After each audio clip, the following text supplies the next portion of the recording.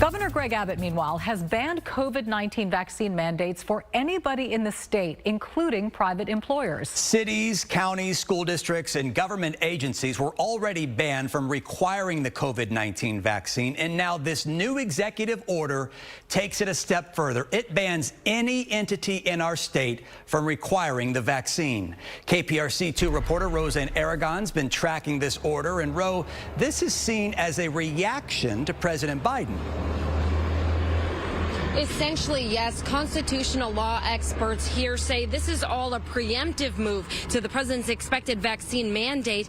And if even private companies don't comply, the order indicates they could be fined. The governor issuing an executive order stating no entity in Texas can compel receipt of a COVID-19 vaccine by any individual, including an employee or a consumer who objects to such vaccination for any reason of personal conscience based on a religious belief or for medical reasons, including prior recovery from COVID-19.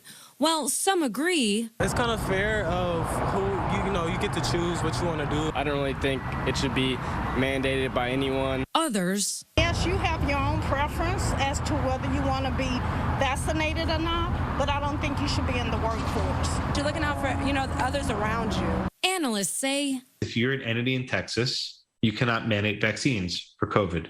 It's very straightforward on its face. But it isn't clear what happens to businesses that employ people in many states. So, for example, a worker on United flies from Chicago to Houston.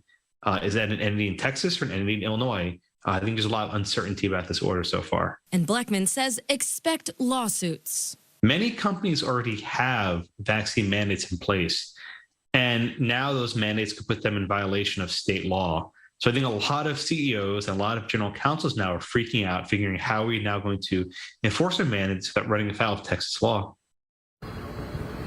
And Abbott is doubling his efforts, adding this to the state lawmakers' third special session agenda, saying he would rescind the executive order if it passed into law. That is the very latest. Reporting live downtown, Roseanne Aragon, KPRC 2 News.